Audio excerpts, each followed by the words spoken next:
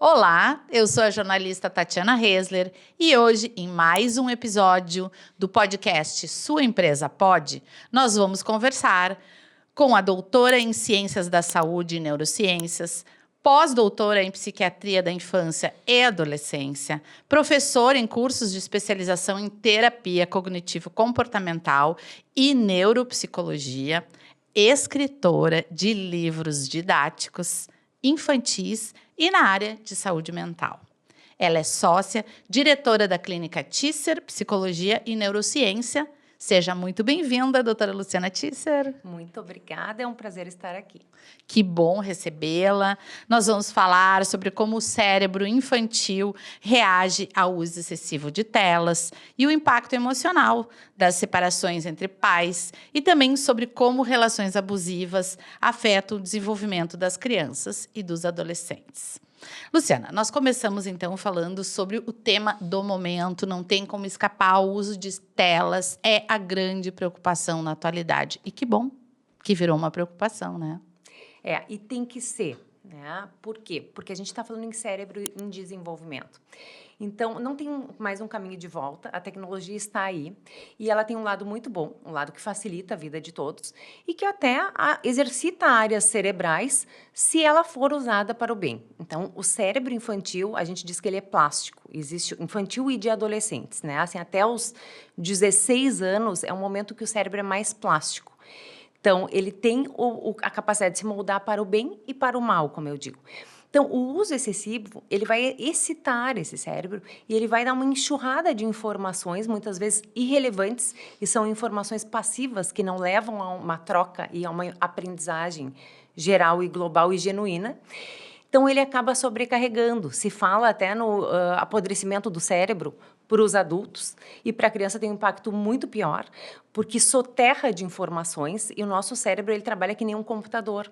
Ele precisa regular o nível de atenção e de memória. Então, a gente precisa esquecer para lembrar, a gente precisa esquecer para aprender. Então, quando a gente tem uma sobrecarga de informação, temos muitas dificuldades de ficar lentificado, ficar com o cérebro estressado, ficar com um comportamento que a gente chama mais disruptivo. Então, em algumas crianças, o excesso da tecnologia, ele gera agressividade, eles geram impulsividade, muito mais em crianças que já têm essa tendência. Então, muitas vezes, a gente orienta que se faça um detox para ver como é que esse comportamento da criança vai modificar nessas situações. E o que eu indico para os pais? Como não tem mais volta e não tem esse caminho de volta, a gente tem uma indicação por idade, mas eu diria assim, que 2 horas diárias seria o indicado. Né? Evitar ao máximo crianças pequenas, até os 2 anos, não dar tela nenhuma. Zero tela. Porque não precisaria para quê? Então, é muito mais uma babá eletrônica prejudicial, né? Ninguém gostaria de contratar uma babá que faria mal para os seus filhos. E acontece que dá uma babá eletrônica que faz muito mal para esse cérebro. Dentro da tecnologia, a gente também tem que separar e não botar tudo no mesmo combo. O que é uma televisão e o que é uns shorts dos vídeos rápidos que só excitam e que não dão informação necessária, uma informação profunda.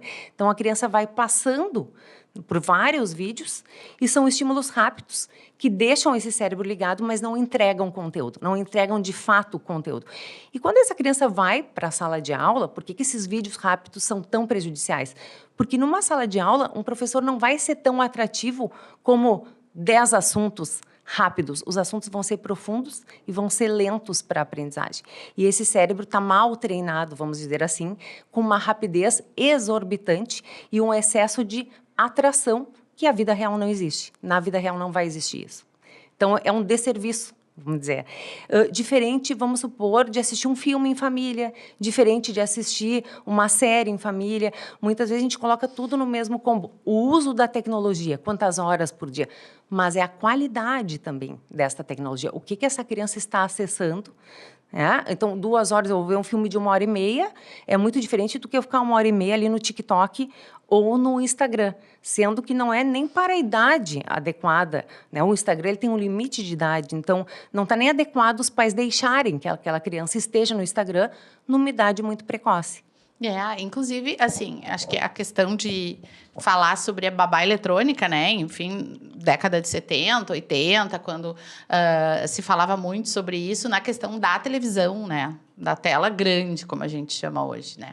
Mas ali, de alguma maneira, ainda havia uma curadoria dos pais, porque como a tela grande, geralmente na sala, né? Os pais tinham um pouco de acesso. Agora, no celular, ou até aqui, o tablet, né? Que também é uma tela pequena, e principalmente nessa dinâmica desses shorts, que a gente chama, vídeos curtos, rápidos, não se sabe o que vem, né? Porque o algoritmo vai emendando um conteúdo no outro, e aí se perde totalmente o controle. E como que isso também afeta no acesso, a primeira vez, por exemplo, que tem contato com questões que não têm idade para isso, né? Porque não é regulado, né? O correto é não fornecer, né? Exato, e é o que eu digo para muitos pais. A gente faz a pergunta, deixarias uma criança sozinha num shopping? Então, o deixar na internet ou navegando sozinho é muito mais que um shopping, é deixar sozinho no mundo, sem amparo. Então, é importante esse acompanhamento. Né? E essa regulação, tem vários softwares hoje em dia que dá para regular, mas regula muito mais o número de horas, mas também dá para regular o tipo de conteúdo que vai acessar. Então, isso é importantíssimo, esse limite de... mesmo que se não se tenha garantia do que vai vir, mas sempre conversar, se interessar pelo que a criança está vendo, se pôr ao lado. A gente diz que a tecnologia antes, quando era só o computador, que era parado, deveria ser num local de circulação da casa, onde os adultos pudessem passar atrás e ver o que a criança estava acessando. O problema é que hoje o celular tem um mundo. Então, é difícil os pais estarem atentos e olhando. E é muito perigoso. Eu já peguei crianças que se traumatizaram com conteúdos que não eram adequados. Era nesse ponto que eu queria chegar, né? Sobre acessar um conteúdo totalmente que possa, assim, sem supervisão, e que possa causar traumas, né? Traumas profundos. Essa criança, ela desenvolveu um trauma, um TEPT, um transtorno de estresse pós-traumático e pensamentos obsessivos. E teve que usar medicação, vários anos em terapia para poder sanar isso, em função do que veio no algoritmo dela, né? Do For You. Então, veio para ela e aquele conteúdo foi extremamente prejudicial para a saúde mental. Acho que isso é muito importante. Você que está aí do outro lado, eu fiquei realmente muito preocupada com isso quando aconteceu com uma criança de convívio, né? E vinha alguma coisa sobre animais, alguma coisa meio diabólica envolvendo... E realmente era uma narrativa de uma voz que parecia ser uma voz mais infantil, mas é certo que foi criado com algum mecanismo para tornar a voz infantil, né? Tem pessoas que, enfim, que passam fazendo esse tipo de coisa, né? E que pode causar esse momento aí que daqui a pouco os pais nem sabem de onde que vem, né? Esse tipo de comportamento. Então, a supervisão, ela é muito relevante. Mas aproveitando o seu conhecimento, do seu estudo, a gente já falaste, né, sobre a questão do apodrecimento do cérebro. Mas a gente pode falar por fases, assim, como isso impacta, porque muita gente está falando hoje, não é TDAH, é excesso de telas. Isso é pertinente? É pertinente porque quando a gente tem uma sobrecarga, a gente entra num estresse. Então, o cérebro ele parece a funcionar lentificado ou com um certo gap atencional e de memória. Quanto mais cedo, pior. Então, por que criança até 2 anos não se deveria fornecer nada? Porque elas estão num momento que a gente diz que é um momento riquíssimo do cérebro de conexões sinápticas. Depois dos 2 anos, a gente diz que até os 2 anos a gente chama de fase crítica do período cerebral desenvolvimental. Por quê? Porque é crítico para o bem e para o mal. Eu tenho que estimular essa criança, porque é um momento que o cérebro está mais ativo fazendo conexões. Se ele não fizer as conexões corretas ou não fizer as conexões que vão permitir que essa criança caminhe, fale, tem muitas funções importantíssimas que são desenvolvidas até os 2 anos. O cérebro entende que ele entende a seguinte frase: use-me ou deixe-me. Use ou descarte. e ele vai fazer uma poda neuronal aos 2 anos, né, que a gente chama de apoptose, que as conexões neuronais que não foram utilizadas, elas vão ser descartadas para esse cérebro continuar se desenvolvendo. Porque o excesso de neurônios também pode danificar o funcionamento do cérebro. Ele vai descartar o que não é usado e vai se autorregulando, e é assim que o cérebro vai sendo desenvolvido. E lá pelos 16 anos a gente tem uma outra, né? Então, um outro momento de regulação aí na adolescência, eu digo mais ou menos lá pelos 16 anos, mas a gente tem um outro período de regulação onde a gente tem menos capacidade de aprendizagem de novas coisas. Então, sempre a gente diz assim, isso a gente vai perdendo ao longo do desenvolvimento, ou tendo mais restrito. Vou substituir a palavra perder por ter mais restrito. Por isso que a gente diz, vamos supor, depois dos 40 anos, que a gente deveria aprender coisas novas, para forçar o cérebro a fazer novas conexões, para poder perder lá na velhice.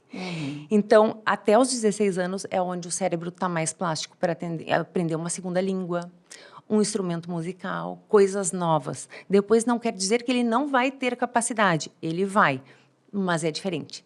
Então, aquela questão de se tornar bilíngue, o ideal é que seja criança, porque o cérebro está muito mais sedento e muito mais apto para usar esses neurônios para se ligarem e fazerem novas conexões.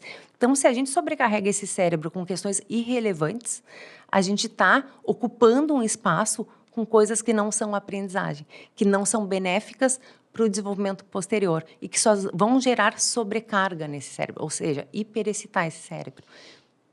Então, o tédio tem uma função muito importante, né? Principalmente na primeira infância, na O adolescência. tédio ele é fundamental, porque o tédio gera criatividade.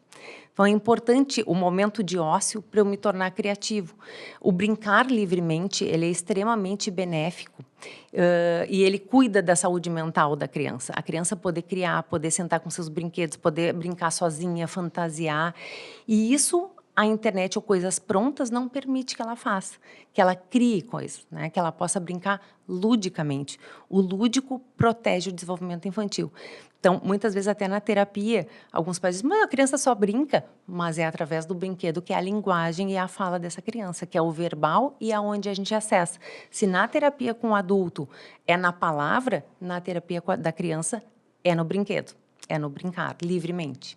Ou direcionado, né? Sim. O terapeuta vai direcionando brinquedos que a gente quer acessar coisas naquela criança, mas é através da brincadeira.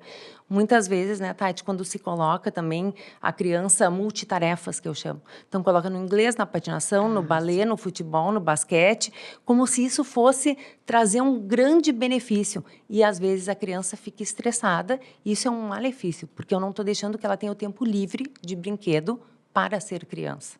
Então, ela é uma criança multitarefa que muitas vezes desenvolve depressão, ansiedade, outros efeitos colaterais do excesso de estímulo. Então, isso pode ser via tecnologia, o excesso, ou via multitarefas também. Então, como é que os pais podem estabelecer um limite realista? Dentro, claro, da realidade que a gente tem hoje, porque vamos pontuar aqui que eu acho que é importante falar. Nós também estamos dependentes da tecnologia, né? Do celular. Nós também temos que lutar pelas horas de tela, porque o exemplo, de alguma maneira, está ali também. Eu ouço isso em casa muitas vezes. Mas tu não sai do celular. Aí eu tenho que dizer, sou adulta, estou trabalhando, é o meu instrumento de trabalho.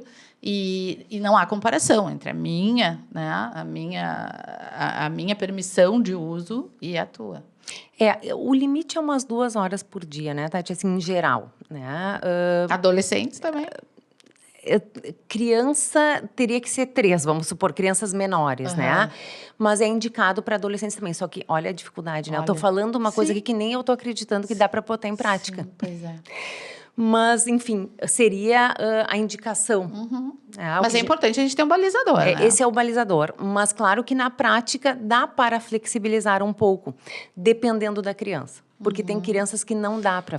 Tem crianças que não podem nem 1 hora por dia. Só final de semana. Porque a interferência disso no comportamento e na cognição e o prejuízo que gera na aprendizagem é brutal. Então, a gente diz, bom, não tem durante a semana, não tem como ter exceção. Só final de semana. E os comportamentos mudam. Então, vai depender muito de cada criança, mas a indicação correta seria 2 horas por dia. E como fazer essa higiene digital? Eu adoro os aplicativos. Acho que o aplicativo, assim, ó, cessou, acabou. Na nossa época, a gente tinha aquele momento que a televisão ficava listrada. Né? Acabava, não tinha mais como acessar. Então, é isso. Acabou. Isso está ensinando o limite. Isso está ensinando tolerância à frustração. Isso está indicando que a criança pode fazer outras coisas e até se sentir entediada para poder criar outras coisas. Então, esse cessar, o sinal não existe mais, né? Vou desligar os fios. Não é os fios. Mas, assim, às vezes eu não... eu tenho certeza que em casa tu já teve vontade de pegar e dizer assim, vou tirar da internet e resolver o problema, vou tirar o cabo ali. Não, né? Mas eu dizia, Tati, para o meu filho, que sempre disse assim, que saco ter mãe psicóloga, neuropsicóloga, e neurocientista pior ainda, porque ele tinha que dormir às 10 horas, e eu dizia, bom, tal hora eu vou desligar os fios, eu vou tirar os fios. Tiro tudo, né? Mas na época não tinham esses softwares que a gente poderia tirar os fios virtualmente. Então, esse limite. Né? E o limite é o que a gente vai ter na vida. A gente vai ter que ter limite para dormir, para trabalhar, limite nos relacionamentos, limites que a gente vai aprender ao longo da vida. E que desde a infância é importante a instauração desses limites. A tecnologia entra nisso. Né? Em observar a qualidade do acesso e o limite de tempo. Assim, tem muitas coisas que, obviamente, eu não consegui, né? E é isso, a vida é assim. Mas tem algo inegociável lá em casa que sempre foi o horário de dormir, né? Eu sempre me pegou muito isso de, tipo, o cérebro se desenvolve dormindo, tem que ter um sono. E desde pequena eu via, né? Crianças próximas dormindo meia-noite, 1h da manhã. E até hoje eu insisto muito nesse horário. Qual a importância exata do sono, né, para o desenvolvimento? Para todo ser humano, claro, mas nessa fase de crescimento. É que enquanto a gente dorme, a gente precisa dormir para o nosso cérebro trabalhar ativamente. Então, o momento que o nosso cérebro mais trabalha é durante o sono, para autorregular. Tá? Ou trabalha tanto quanto quando a gente dorme, mas a gente dorme para deixar ele trabalhando. Então, desde a frase que a gente sempre ouvia, né, precisa dormir para crescer. E isso é real. Por quê? Porque o hormônio do crescimento é secretado durante o sono, os neurotransmissores que regulam o humor durante o sono, que vão regular a atenção durante o sono. Então, o dormir, ele vai fazer com que a homeostase do cérebro se equilibre novamente. Então, a falta de sono, ela gera impacto na cognição, principalmente memória e atenção, e muito impacto no comportamento e no humor. Então, para a gente ter uma boa regulação emocional das crianças, o sono é fundamental. Eu sempre, quando dou aula, indico jamais numa entrevista de anamnese, a gente pode deixar de perguntar como é que é o sono da criança, ou do adolescente, ou do adulto, de qualquer pessoa. Mas o sono, ele é extremamente reparador. E a qualidade do sono, porque às vezes diz assim, bom, deita e dorme, mas acorda várias vezes durante a noite, ou se agita durante a noite, ou dorme pouco. Tudo isso é interferência na qualidade do sono. Então, da gente esmiuçar bem como é que é o sono, porque às vezes a gente pode avaliar uma criança e achar que ela tem um TDAH, ou achar que ela tem uma depressão, ou que ela tem um transtorno de humor, e a questão é que ela não está dormindo com qualidade, dormindo bem. Então, a gente precisa regular primeiro o sono, para depois avaliar. Muitas crianças, às vezes, chegam para avaliação e eu pergunto, como é que tu dormiu essa noite passada? Muito mal. Então, hoje a gente não vai avaliar, porque vão ter interferências, né? Que nem aquela coisa de, eu comi e fui fazer exame de sangue. Então, da gente poder ter essa ideia, né, assim, de que o sono, ele vai reparar várias funções cognitivas, comportamentais e emocionais. Pois é, tu escreveste vários livros, né? São livros muito importantes. Um deles, inclusive, fala sobre sono, mas sobre emoções, terapia, atenção. O que te levou a ter esse impulso de traduzir esse universo para as crianças, né? Desses sentimentos ou desses comportamentos? Assim, ó, Tati, eu e uma colega, a gente fez o livro Porque Voa Terapia, que explicava, psicoeducava a criança do que era o processo terapêutico. Foi o meu primeiro livro. E foi de uma inquietude de ter poucos materiais que a gente chama de acesso né? Então, depois veio uma enxurrada de livrinhos de psicoeducação e hoje a gente tem vários de vários temas. Mas foi justamente em poder traduzir na linguagem da criança o que os adultos sabem. Então, poder traduzir na linguagem da criança, eu tive o Porque Vou à Terapia, então traduzindo o porquê a importância da terapia, o que é um psicólogo, bem na linguagem lúdica infantil.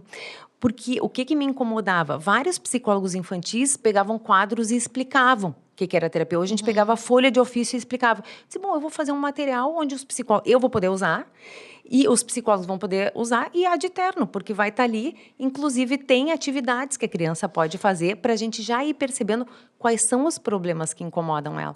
Porque muitas vezes as queixas dos pais não são as queixas das crianças. Então, de poder ouvi-las, psicoeducá-las e ouvi-las genuinamente, não pela voz dos pais, mas pela voz delas.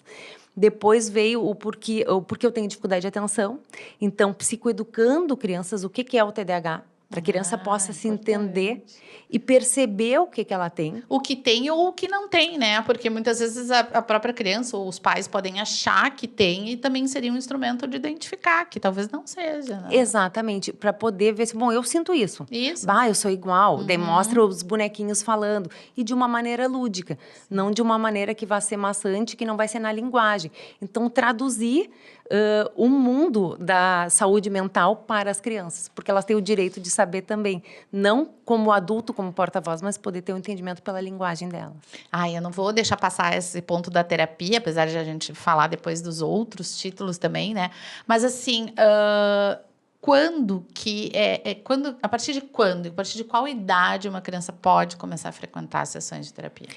Assim, eu já tive crianças bem pequenininhas e pode ocorrer, mas geralmente quando a criança é muito pequenininha, uma boa intervenção com os pais já resolve.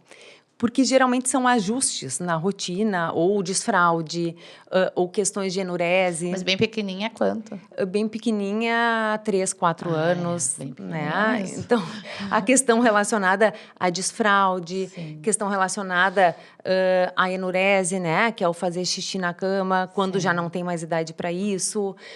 Então, são questões até, por exemplo, assim, instaurar os limites, aquela idade onde a gente tem, que a criança testa os limites, 2 ou 3 anos, né? Que os pais se atrapalham, mas geralmente o problema não está na criança, está nas atitudes dos pais em relação à criança. Ou já tem um perfil mais impulsivo e hiperativo que a gente já começa a observar. Mas não teria uma idade limite, assim, de início, mas muitas vezes, quando é muito pequenininha a criança, antes de 4 anos, é muito mais centrada nos pais do que na própria criança. Então, são mais ajustes. Mas a gente pode, sim, ver a criança já e já fazer algumas intervenções. E tem situações, por exemplo, como autismo ou outros transtornos, que quanto mais cedo, melhor, para a gente reabilitar. Então, assim, o autismo, quanto mais o diagnóstico precoce, aí pelo 1 ano e meio, 2 anos, mais a gente tem capacidade de reabilitar. Só que é muito difícil a identificação. Então, tem que ser um olhar muito atento, muito treinado, para perceber lá pelo 1 ano e meio e 2 anos. E tem alguns transtornos, quanto mais sutis são os sintomas e os transtornos, mais tempo a gente leva para fazer o diagnóstico. Então, o começar o tratamento com uma criança do espectro autista aos 2 anos é muito melhor, enormemente melhor, do que começar aos 6, 7. A gente teve um gap aí de período de investimento para modificação de situações cerebrais que estão disfuncionais ou que estão ocorrendo prejuízos para essa criança do que se a gente intervisse antes. Fica aqui com a gente que a gente vai aprofundar mais essa questão do autismo, mas eu vou aproveitar um spoiler que eu acho importante também que a gente pontue ainda sobre a terapia, como os pais, porque tu disseste, o livro nos ajuda as terapeutas a explicar, mas como os pais explicam para os filhos que é a hora e que entendem que o filho precisa ir para uma terapia? Crianças e adolescentes. Assim, algumas crianças que eu acho um amor e adolescentes pedem para os pais. Eu quero... Hoje a gente tem uma cultura da psicologia entre os pequenos. Eu acho um amor, assim. Às vezes a gente tem até indicação de uma para outra, mas tu vai na psicóloga, eu vou. Então já existe uma cultura no mundo infantil e que está crescendo cada vez mais. E isso é de uma saúde mental enorme, o pedir para ir à terapia.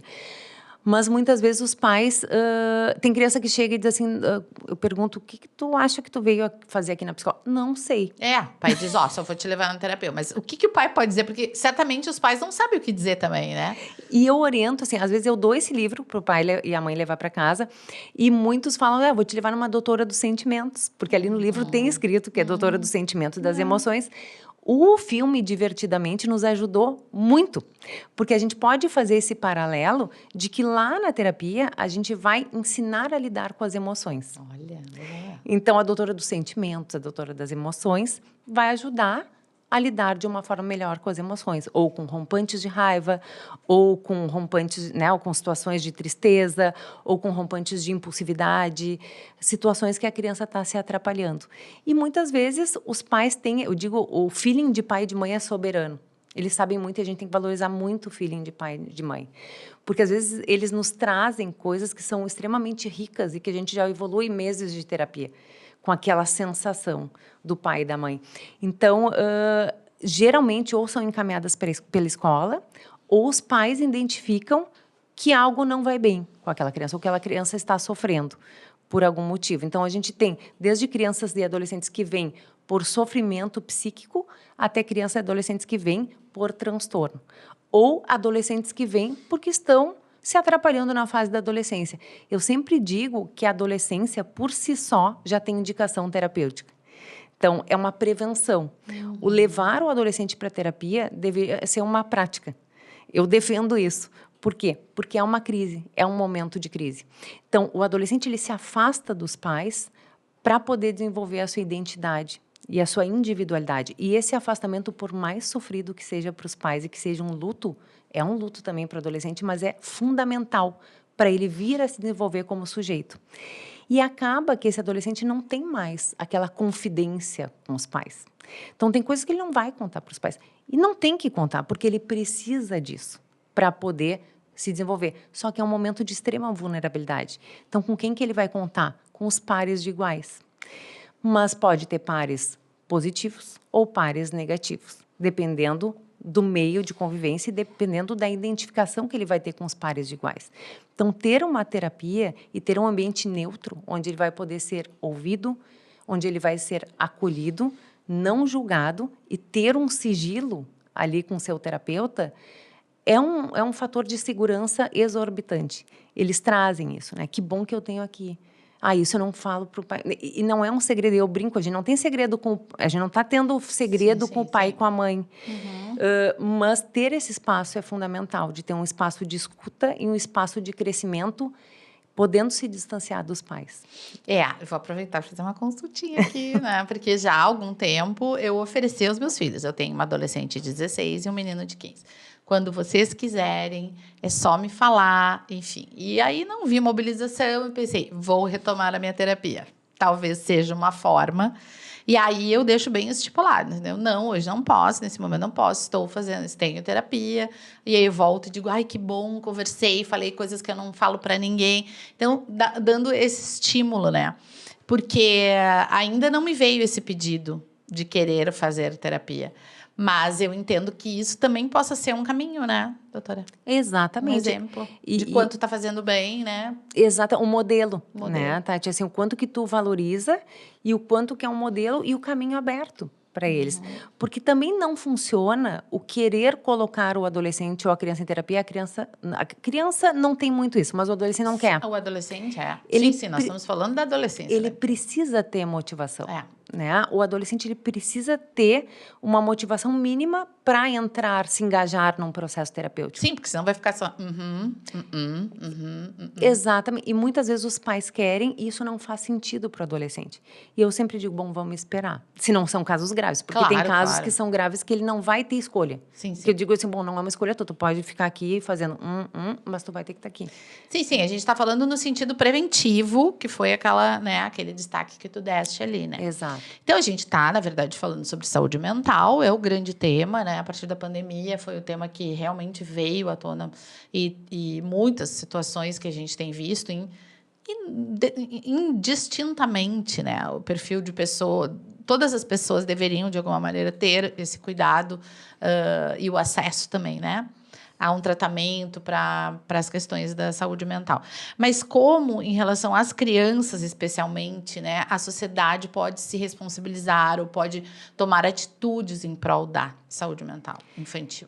Eu acredito assim, que tem que ter muitas ações nas escolas, né, Tati? Assim, a prevenção é o mais importante, porque depois que está instaurado, o adoecimento é muito mais difícil e impactante nesse período desenvolvimental.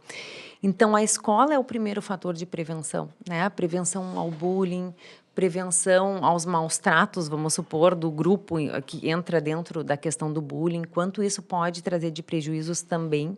A identificação precoce das incapacidades, das dificuldades, das tristezas, das emoções das crianças, situações de crise, né, que depois a gente vai falar um pouquinho como divórcios. Então, situações que são momentos onde a gente tem que cuidar mais.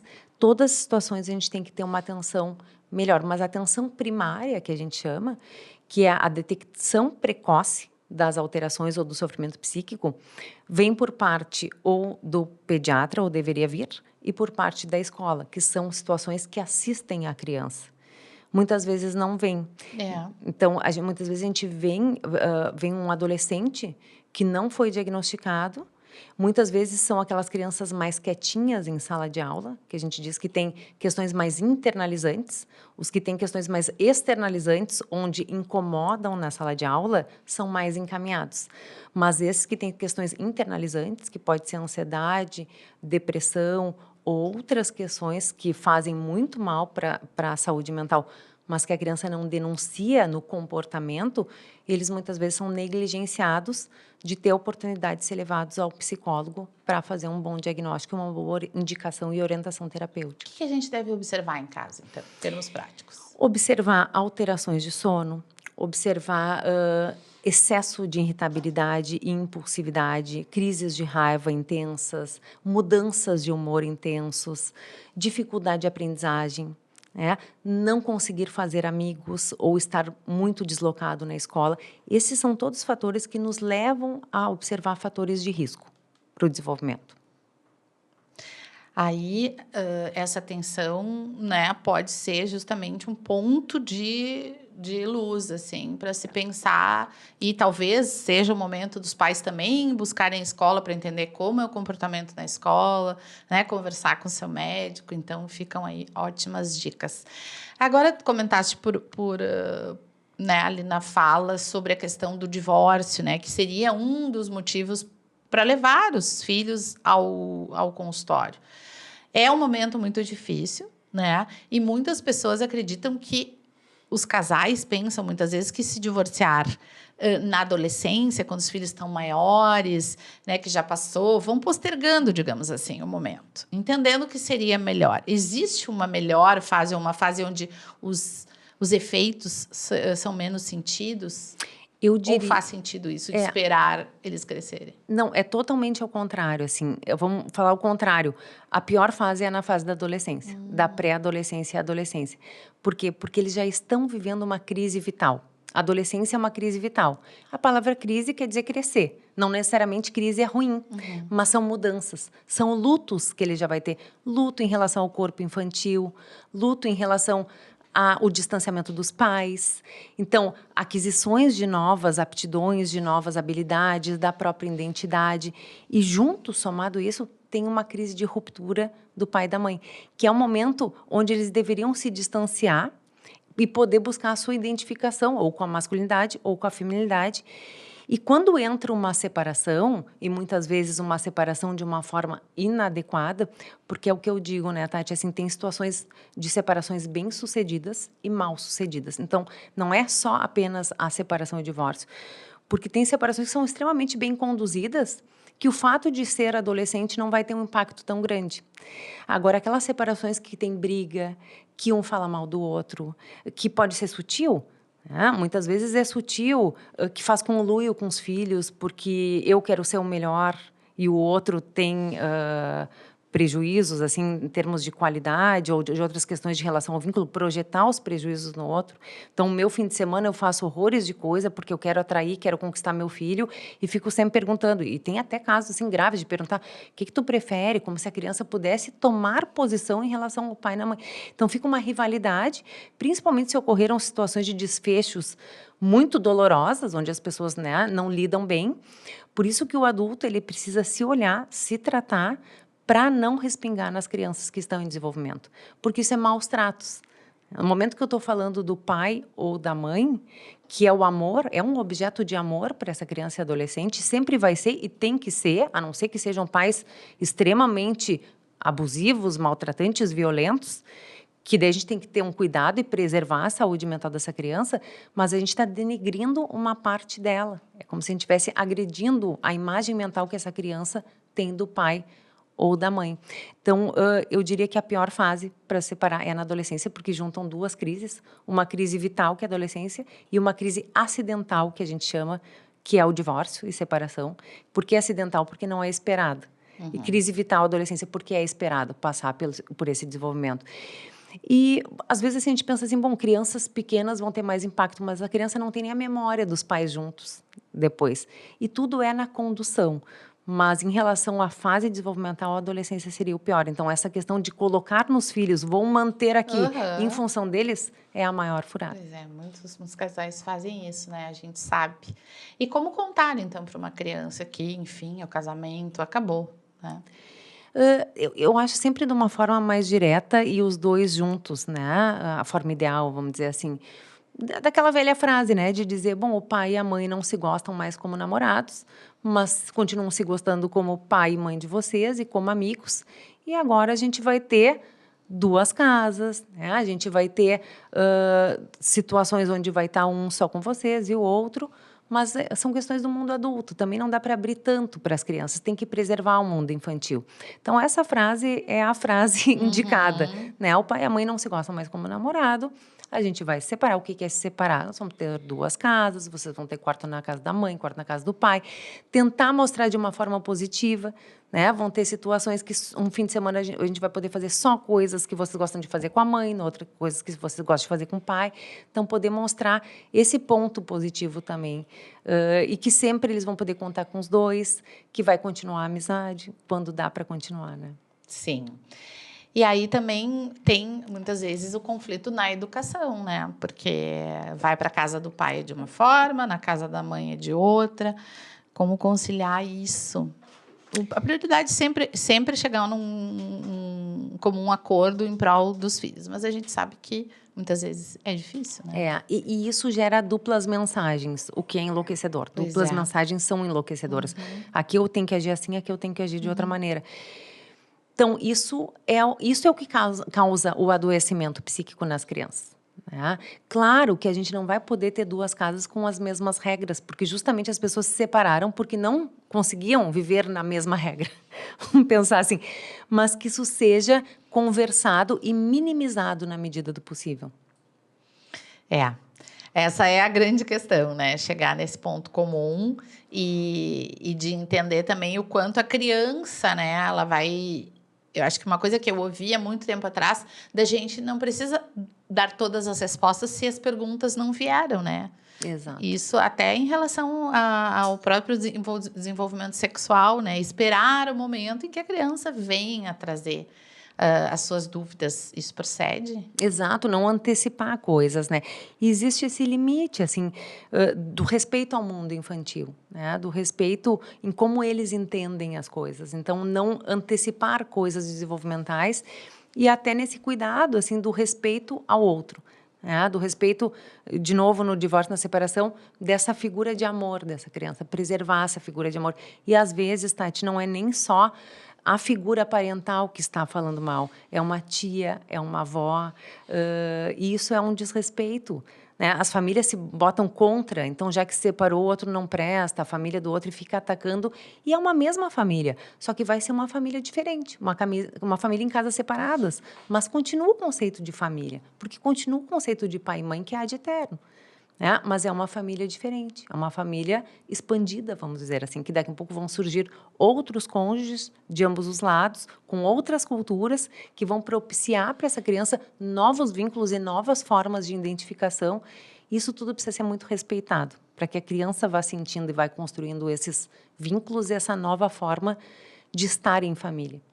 E como é que a gente percebe, assim, por exemplo, daqui a pouco que a criança na casa, ou da mãe ou do pai, está recebendo, está tendo daqui a pouco um comportamento, enfim, tem uma situação abusiva, e falo até de questões psicológicas mesmo. A gente tem que cuidar, né, o quanto, porque às vezes a criança ela é imbuída a ter um conluio com o outro. Então, ou de não levar nada, não falar nada que acontece na casa ou do pai ou da mãe. É certo perguntar como é que foi ou melhor não? Não, é certo perguntar, estava tudo bem, né? Assim, claro, não ficar instigando tanto, mas como é que foi? Estava tudo bem? Tu te sentiu bem? Né? Que bom, porque tu tá com essa preocupação com a criança. Não é uma negação que existe uma outra Sim. família ou uma outra casa. Então, não perguntar ou fingir que nada aconteceu é como se fosse uma negação. E crianças muito menores é mais importante, porque elas têm mais dificuldade de falar. Mas poder perceber sinais, né? Se essa criança chegou com os hábitos de higiene em dia, se ela modificou o humor, se ela voltou mais agressiva, né? Poder ter essas observações de mudanças comportamentais. E muitas vezes a criança denuncia, né? Situações de violência, vamos supor, verbal ou até comportamental, na casa de um pai ou de outro, e daí são situações mais graves, né? Assim, que a gente tem que ir para o outro lado, e muitas vezes até questões muito ruins, que se tenta evitar ao máximo, mas de disputa de guarda, onde se tem que preservar a criança da casa A ou B, porque lá é um ambiente mais abusivo, vamos pensar assim. A gente fala aqui sobre muita observação, estar presente, né, atenta aos sinais que os filhos estão nos dando, né? E aí eu acho que é importante a gente entender agora também que muitas vezes os pais hoje com tanta informação, né, voltamos nessa questão de muita informação, acabam também querendo um laudo, querendo um diagnóstico, né, a respeito de mau comportamento ou de, enfim, de dificuldades que a criança esteja tendo, né? Qual a tua opinião sobre essa questão do excesso de diagnósticos atual? Tá, tem duas coisas, Tati, que são bem importantes e bem preocupantes. Uma é o hiperdiagnóstico e outra é o hipodiagnóstico. Né? Então, tanto um quanto o outro são extremamente prejudiciais para o prognóstico. Então, o que é o hiperdiagnóstico? Bom, tudo é transtorno. Nem tudo é transtorno. Nem tudo é TDAH, nem tudo é transtorno do espectro autista, nem tudo é depressão. E só que um olhar atento e um bom avaliador e um bom investigador, vamos dizer assim, que seja o psicólogo, que seja o psiquiatra infantil, que seja o neuropediatra, é fundamental. A gente precisa ir em especialistas. Nesse quesito, muitas vezes os pediatras não dão conta porque não é a especialidade deles. Mas a gente precisa, quando desconfia, ou até na desconfiança do pediatra, encaminhar para um especialista, para que a gente possa, então, verificar, eu digo um diagnóstico é que nem ter um novelo de lã extremamente emaranhado e tirando fiozinho por fiozinho. Né?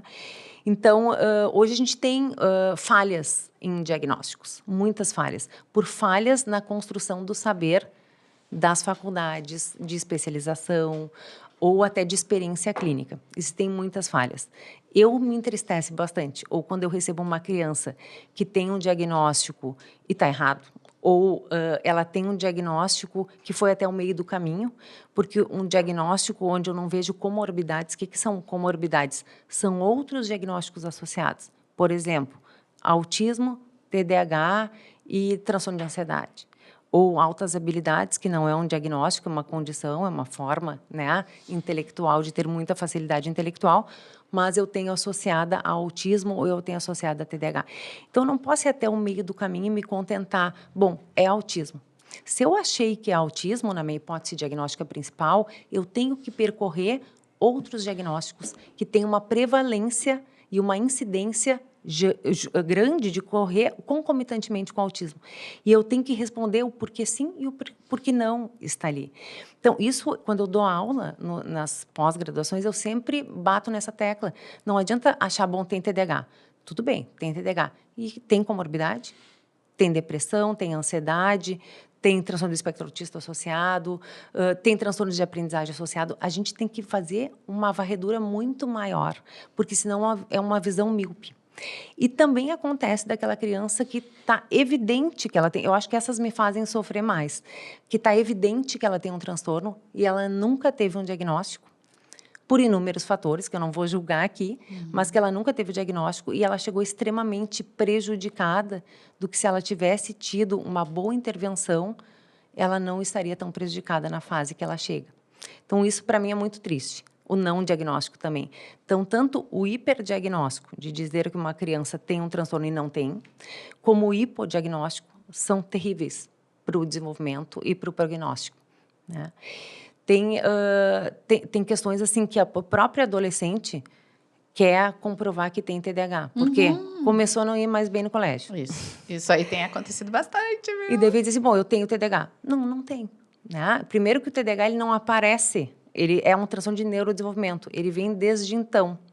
Quanto mais a vida fica complexa, mais a pessoa vai se atrapalhando se ela tem um transtorno. Então, os transtornos mais sutis, eles são mais difíceis de ser identificados. Por quê? Porque eles são mais fronteiriço, borderline, com a normalidade, vamos dizer. Então, eles são mais negligenciados em termos de dizer que tem um transtorno. Ou o profissional fica em dúvida e não diz que tem, mas também não propicia o tratamento adequado para aquela criança e adolescente. Hoje em dia tem, a gente falando agora de novo de telas, né? No TikTok, eu já vi. Se você tem isso, se você tem aquilo, se você tem TDAH, né? Eu mesma já me enquadrei várias vezes. Então, é importante, essencial, buscar se ficou em dúvida, obviamente, né? Buscar um profissional.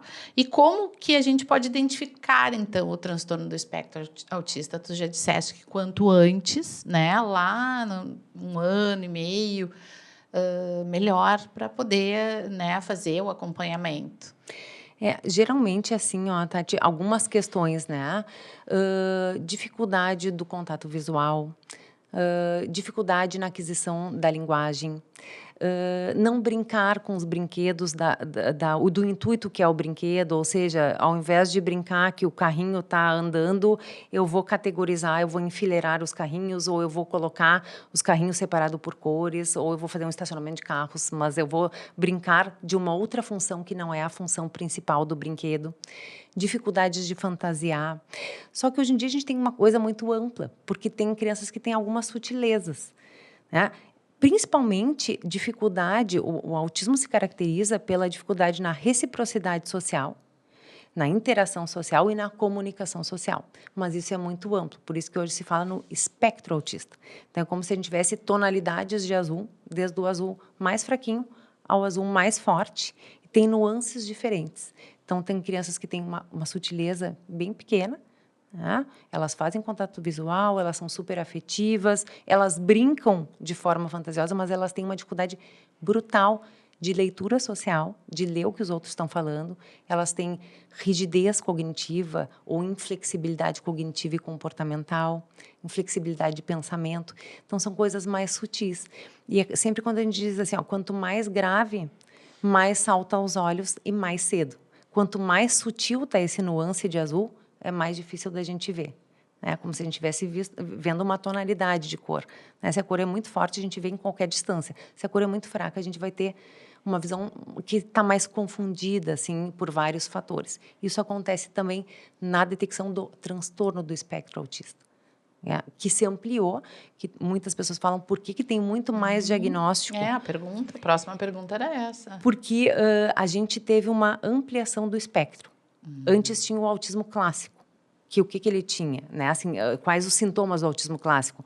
Não olhar nos olhos, andar na ponta dos pés, não fazer contato, não chamar o outro indivíduo, que era um autismo muito mais grave, que era considerado o autismo clássico. E a gente tinha o Asperger, que era um autismo mais sutil, vamos dizer, muito vinculado com altas habilidades. Atualmente, a gente teve essa modificação. Então, no momento que eu amplio a tonalidade de azul, eu incluo mais gente, mas eu tenho um olhar mais refinado, o que é importante também. E que terapias são recomendadas, então? Então, as terapêuticas mais, né, assim, que eu defendo bastante é a TCC, para autismo suporte 1, a terapia cognitivo-comportamental, e a terapia ABA, que é focada muito mais no comportamento, que é a análise do comportamento. E que crianças não verbais, que não falam, ou crianças mais prejudicadas, elas não conseguem a via de acesso pela cognição. Elas têm que ser acessadas pelo comportamento aprendido. Então, a gente indica ABA. E muitas vezes essas crianças vão precisar de acompanhantes terapêuticos, ou em casa, ou na escola, para facilitar a interação, para auxiliar em modelação de comportamento, onde elas vão copiar comportamentos mais assertivos, aprender comportamentos mais assertivos, que daí a gente está falando de uma questão de uma abordagem mais comportamental. Então, muitas crianças têm também dificuldade de integração sensorial, vão precisar de TO, terapia ocupacional, para fazer essa integração sensorial. Muitas têm muita dificuldade de linguagem, vão precisar de fono. Então, são crianças que, quanto mais graves e quanto mais sintomas, mais multidisciplinaridade a gente vai ter que ter, auxiliando nesse processo de reabilitação, né? Habilitar essa criança para ela crescer cada vez mais. Na adolescência também estão havendo diagnósticos, basicamente de espectro 1, né? Que são essas dificuldades que tu chegaste a falar, né? E o que o cérebro adolescente, e a gente entendia há um tempo atrás, que muita gente tinha aquela coisa, ficou adolescente, já pode fazer as coisas sozinhos, então já amadureceu, já está maduro, já está... Mas não, né? Isso aí sabe-se que o neurodesenvolvimento ele vai até 25 anos, é isso? Vai. E Tati, assim, é ao contrário. Por quê? Porque ele não é linear.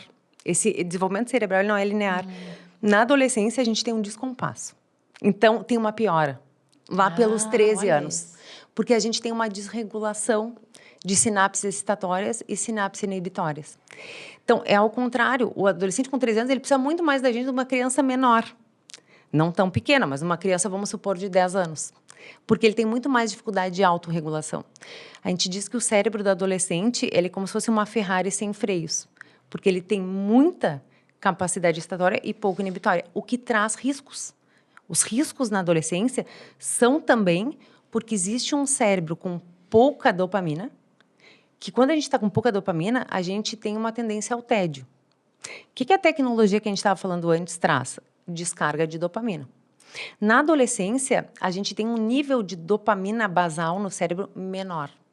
Menor que na infância e menor que no adulto, por essa fase. Então, o adolescente ele tem muito mais tendência ao tédio. O que a gente vê, né? Eles se atiram.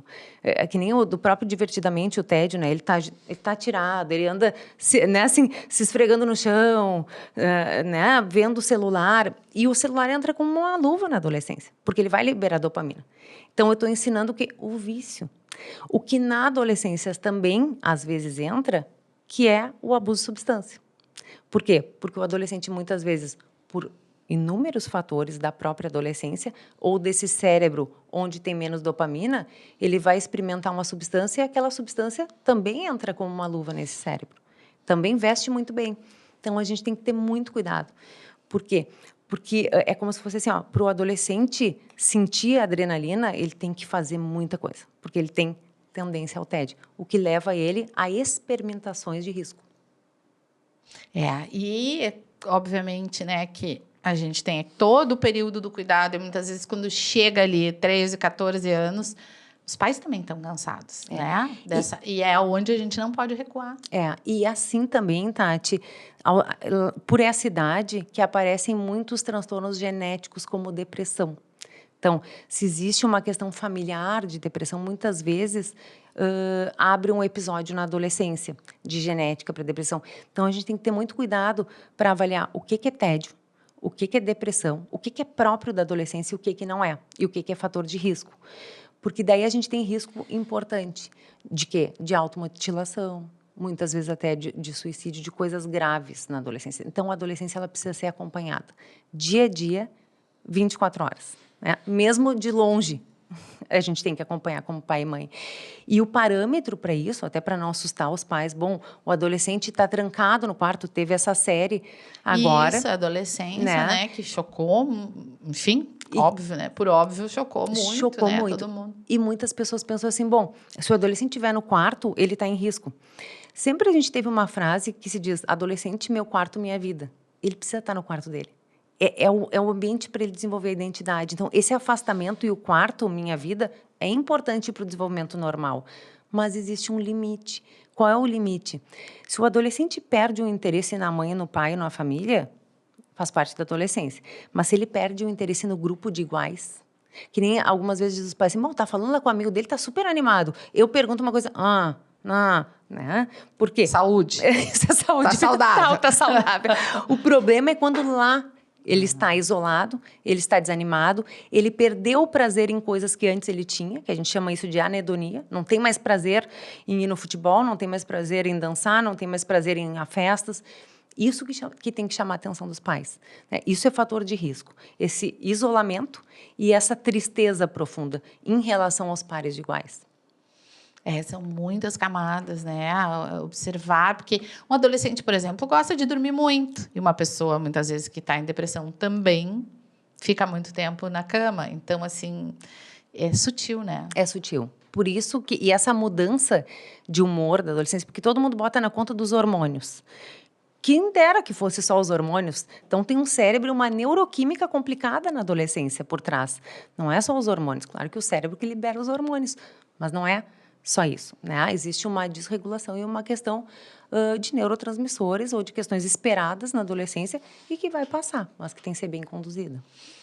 Então, pessoal, nós estamos aqui conversando com a doutora Luciana Tisser. Eu queria também aproveitar esses minutos finais que a gente tem aqui no programa para que tu falasse um pouco da tua trajetória, né? Que como as pessoas podem encontrar o teu trabalho, enfim, os teus livros. Pode falar um pouquinho mais, né? A gente tem outros títulos aqui que também são interessantes de serem divulgados. Então, eu direcionei toda a minha trajetória para a neurociência, né? Eu fiz mestrado, doutorado na medicina, na neurologia, e depois fiz pós-doutorado na depressão, né? Num programa bem importante do Hospital de Clínicas de Depressão da Infância e Adolescência, uma pesquisa bem importante. E fui migrando, né, assim, cada vez mais assim, para os estudos cerebrais e para a questão da terapia cognitivo-comportamental. Eu trabalho também com avaliação neuropsicológica, eu trabalho com 2 blocos, vamos dizer, hoje em dia, na minha clínica, com avaliação neuropsicológica e com terapia cognitivo-comportamental, onde eu faço esses 2 serviços, né? E agora, Tati, então, eu fui ser escritora porque eu amo escrever. Então, cada vez se eu tivesse mais tempo, eu escreveria mais. Porque eu amo o meu papel escritora. Amo o meu papel psicóloga e amo o meu papel escritora. E agora eu estou com uma novidade, que eu estou botando uma clínica multidisciplinar de psicologia e neurociência, onde a gente vai ter vários profissionais atuando. Psicólogos, terapeutas ocupacionais, neuropediatra, a gente vai trabalhar com fono também, com psicopedagogo, com outros psicólogos, onde eu vou estar acompanhando também, né, a qualidade do atendimento, com aba também, né, com esses pacientes com o transtorno do espectro autista que precisam dessa intervenção mais aplicada, comportamental. Então, vai ser uma realização de um sonho, porque eu sempre quis expandir a clínica e eu não consigo, eu sou só uma. Então, ter outras pessoas me ajudando e auxiliando e promovendo essa saúde mental para todos e tentar tornar o mais acessível possível que a gente conseguir para que cada vez mais pessoas possam se tratar e possam melhorar e ser bem diagnosticadas, né? Ter um diagnóstico de excelência para poder ter tratamento e um prognóstico de excelência também. Uma notícia em primeira mão, né? A Clínica Tisser, Psicologia e Neurociência. E, Tati, esse nome tem um porquê. Eu tenho uma tatuagem aqui, que é o logotipo da empresa do meu pai, que faleceu quando eu era pequena. Então, isso me levou a ser psicóloga de crianças. E tem o nome dele. Até me emocionei. Ai, que legal, Lu. Também me emocionei. A vida é assim, né? A gente tem que se conectar com as nossas emoções para poder transformar isso, ressignificar, né? Usar com criatividade esses sentimentos. Exatamente. Acho que fizeste bem, acho que é uma boa Então, é um exemplo. renascimento. Que lindo, bem colorido. É bem colorido, bem alegre, né? Assim, e cheio de energia. Ai, que legal. Quem quer te acompanhar, então? Qual o teu Instagram? Meu Instagram é @lutisser e agora eu tenho @clinica_tisser. Tá, e tem também o site, né? O site tem ali no meu Linktree. Tá, ótimo. E os livros, Lu, como é que as pessoas encontram? Os livros tem na Editora Sinopse, né? Que tem no Instagram, @Editora Sinopse. Eu tenho alguns dos meus direitos autorais, mas não tenho tantos. Então, tem também na Amazon, né? Em várias outras livrarias, mas tem no site da editora, mas se encontra bem facilmente. Então, está aí. A gente quer te agradecer demais por compartilhar todo o teu conhecimento, com tanta sensibilidade, com tanta empatia. A gente precisa muito olhar, né, para as nossas crianças, para os nossos adolescentes, com esse olhar com muita técnica, mas também com muita emoção, no sentido de entender que são fases, né, que precisam ser cuidadas pelos adultos, né? Nós somos os cuidadores, nós somos os responsáveis. Então, que bom te ter aqui. Eu agradeço, foi excelente assim para mim e revisitar esses conhecimentos e poder promover, porque o conhecimento parado ele não traz nada, né? Ele tem que ser compartilhado. Ai, obrigada, então, Lu. Muito obrigada a você, nossa audiência. Se quiser deixar comentário, perguntas, a gente vai responder aqui, também encaminhando para a doutora, que esteve aqui conosco, então, em mais um episódio do podcast Sua Empresa Pode. Muito obrigada e até a próxima.